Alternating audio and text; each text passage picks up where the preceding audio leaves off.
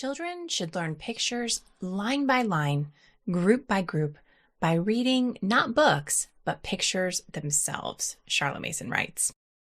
At a time when colored reproductions were non-existent, she required each student in her schools to own their own set of art prints. In this episode, we're going to discuss how and why to teach art appreciation in the Charlotte Mason method. Did you know Delectable Education has ready-made lessons available for many Charlotte Mason subjects? From handwriting to Swedish drill, reading to geography, see all our products at adelectableeducation.com under Teacher Helps Lessons. Welcome to A Delectable Education, the podcast that spreads the feast of the Charlotte Mason method. I'm Emily Kaiser, and I'm here with Nicole Williams, Liz Cottrell. Well, not all ideas can be conveyed in words alone. How does one communicate the glory of a sunset or the loving look a child exchanges with his mother? We need to learn the language of images, and the great artists of the world help us to do that.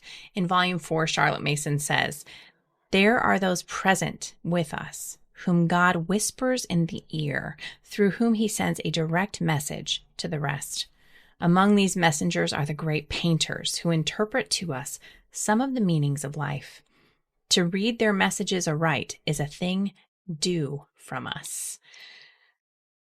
That's kind of weighty words. We have a duty to read the artists aright. Nicole, why don't you try to lay it out how Charlotte Mason thought we could do this with our children? Yeah. Well, in Charlotte Mason Education, picture study, that's what we call it, artist appreciation, but we often refer to the lesson as picture study, begins in Form 1.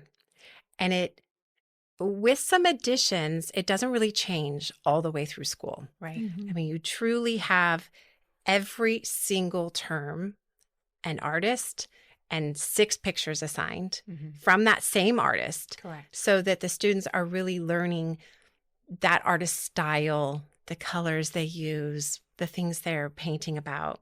And they're just really coming to know them, even if they haven't seen that particular painting, they might see it on a wall and recognize it. So they're really familiar with that artist. Just for clarification, Charlotte Mason stated that the pupils should learn how to appreciate rather than how to produce. And we are talking about art appreciation, and there are things that they would learn how to produce some art. We're going to talk about that in a coming episode. Right. But for now, what we're talking about is truly just learning to recognize. But there's also an aspect of this is that they are learning to visualize it and be able to tell back. So like every episode we talk about narrating what they have learned or taken in, and it's no different with this. Correct. They're doing that too. So again, they're doing it the same way all the way through, with some additions in that as they grow, they're sometimes drawing a portion of that painting. Always from memory. Always from memory. Can't stress Good. that enough. Yes. And often in the early days on chalkboard.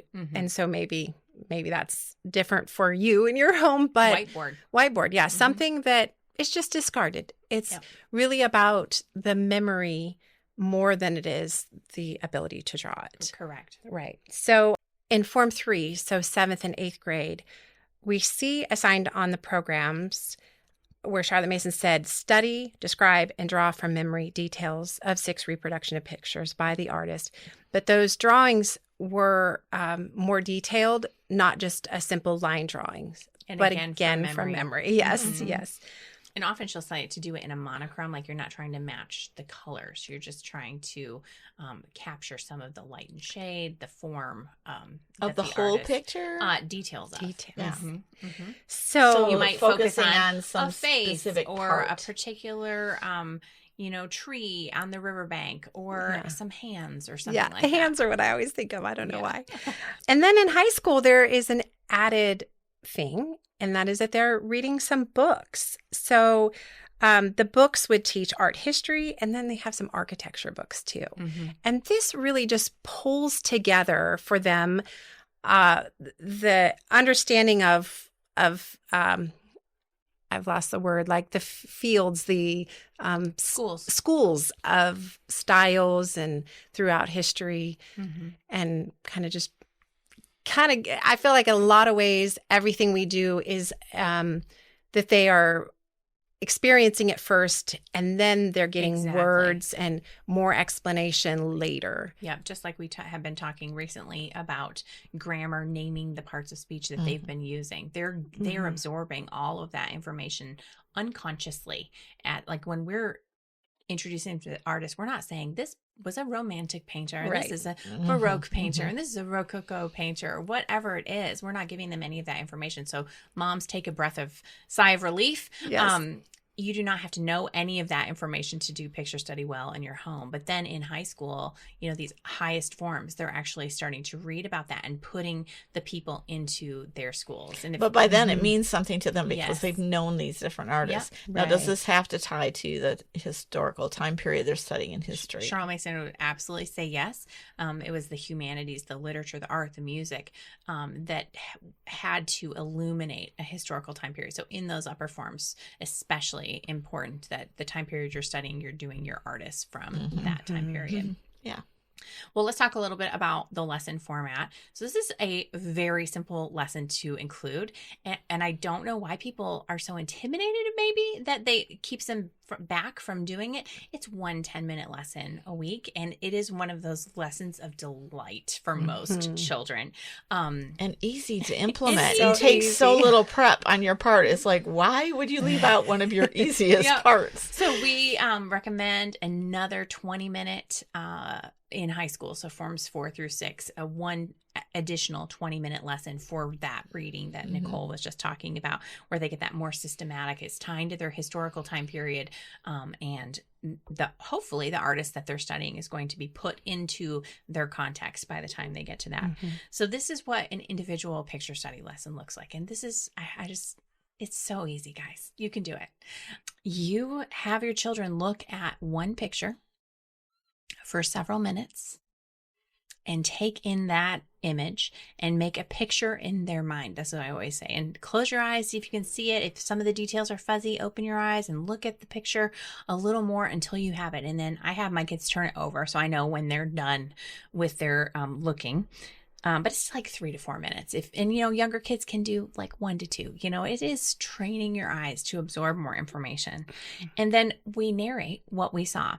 Now, I have noticed from doing this with my own children, but also many, many other children, children tend to focus more on the detail that was interesting to them first. And so I came up with this. I actually may have borrowed it from somebody. I don't know. But I started doing this thing maybe after we went to a field trip to an art museum. And I said, okay, before you start telling me, I want you to pretend that I work at the museum and you want to come in and see this particular painting and you don't know the name and you can't remember the artist and you have to describe it well enough to me so that I, as the museum worker, can direct know you to the place. Which picture you're talking about. They love this. And if I forget to say this, someone will remind me, remember, Mom, you work at the museum. And I said, yes. But that has been much better in that they first tell me the big picture. And, instead of there's 32 ducks on the pond, whatever it is that they spent their time counting all of those things. And so that has worked really well for us. And then after they're done narrating it, which again just takes a couple minutes, we can have a tiny discussion and not like, what school of painting is this, or how the artist used chiaroscuro to bring this figure out of the background or whatever it is, right? It is, what time of day do you think it is? What do you think that person is doing? Anything that they might want to talk about more. You might not even have the answer. You might just ask the question and they think about it a little longer, right? That was me for sure, because I didn't even see the picture. So I would just ask those questions so that I could picture it in my mind. Yeah. Yeah.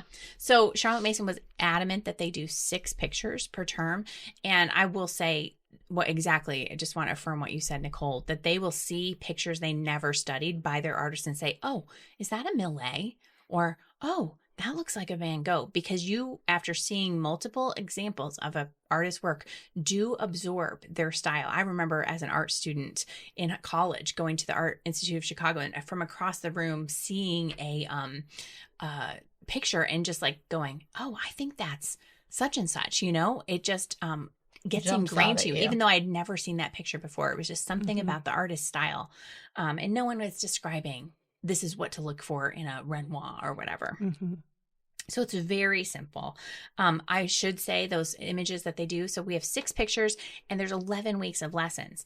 A short biography can be read to interest them in the artist's life. Usually those really help set the stage of why they painted what they did in what place they were at. Those drawings from memory that start out as simple, like the main lines or principal lines of the picture, just showing like where figures and objects are in the picture.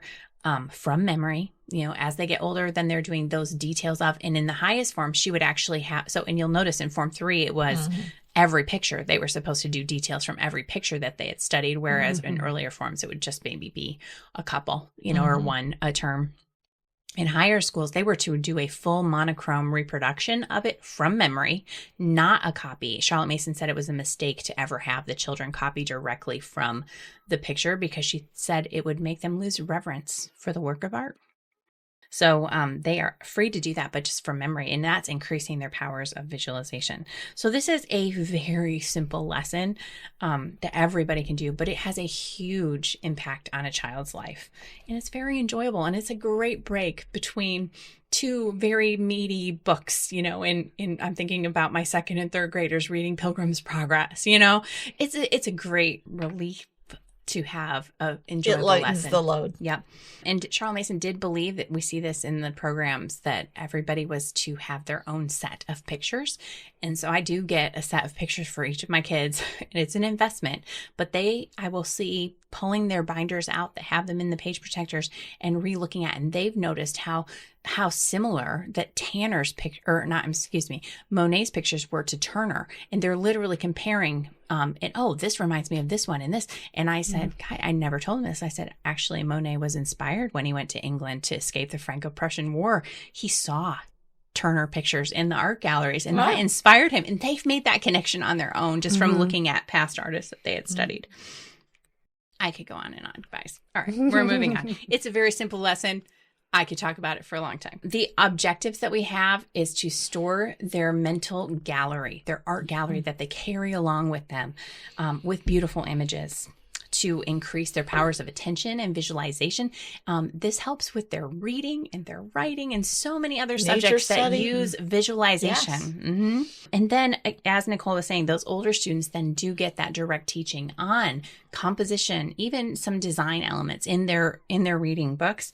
But they have been unconsciously absorbing it for years. So it's just really kind of putting, like a book of centuries, kind of collects the things, and then we see the big pattern when we get more and more added to it.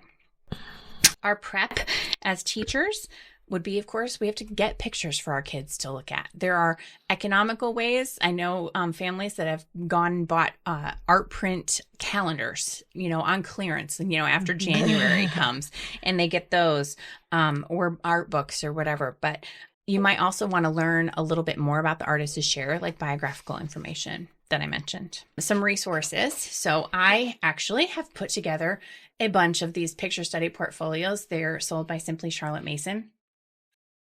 Inside each of these, you will get not just 6, but 8 pictures that are coated, UV coated, so they're not going to fade on you, which is good because we display these up in our schoolroom, which is a sunroom and gets a lot of sun. And they're pretty heavy. Scratch resistant, so they are durable. So there's 8, so you can choose your favorite 6 or do all 8 if you so desire. And then I have a booklet just, again, outlining the steps of picture study. I include a brief biography in here, and then there are notes on the pictures. So if you have time at the end of your lesson, you could read a little bit more about the picture or pull out a couple of facts. So maybe your prep is just finding the 1 or 2 things that your kids would be interested in. Maybe you read the whole thing. Maybe you take one of those other days that you're not doing a drawing or looking at a new picture, and you do a deeper picture talk using the notes in the book for a deeper look at those. So those are the ones that I have put together. But there are also prints available from Riverbend Press, and A Humble Place has a very similar picture study package. Yeah, so there's other places to get them. So what questions do people have about picture study, do you think, Mom? I think that once you've done it, you can't not do it again. So the only people that don't do it are the ones who haven't tried, but I think a lot of moms who don't have an art background like you, are going to ask, they're worried that their child will ask them something they don't have the answer to. And I would just say, that is true in almost every single subject. And as parents and teachers, Mason said, we need to become adept at turning the question back to the child. What do you think? Why might that be? How could? And that kind of thing, and get them to think about it. And you can always tell a child, I don't know, I'll look that up and see if I can find out for you. If you don't know art terminology, it's okay.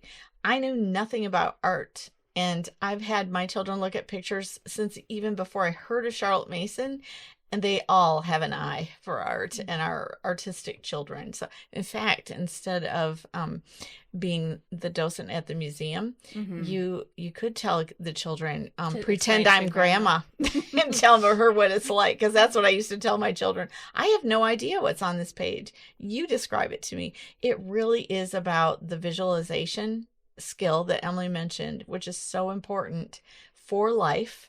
It is, building eye memorization, I guess. Sometimes I would ask my children, besides the components that you mentioned, I would just ask them what ideas they got from this picture. What did this make you think about?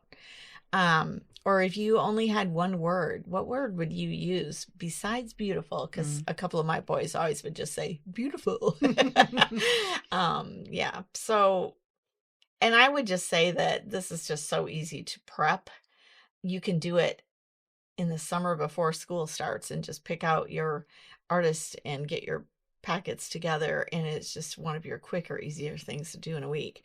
Do you guys know of any other objections that people have to this subject? They don't have time, or it's also I know another one is people say, well, we do it at co-op. And I would say, so do it at home too. Well, that's a good answer, because I was going to say don't. Don't do it at co-op. Well, it has a purpose, like Emily said, for lightening the morning load. She put those delightful things in there to make all their tougher subjects more bearable. Yeah, and actually I think it's the only thing my 7th grader looks forward to on Tuesdays, because Tuesdays is his long day. We have to have Thursdays be a little bit shorter because of library, and so he has an extra longer lesson on Tuesdays. But right in the middle of the day, he gets picture study. Yeah, it's so easy to do. It doesn't. There's not really a benefit to doing it at a co-op. So I just think and at home, it's one of the few lessons you really can do with your 1st through 12th grade. All together. It's definitely a whole family thing. And that's another huge benefit. I also just wanted to tell a quick anecdote that a couple years ago, I did a morning of lessons immersion class with more than 40 students and adults. Yeah.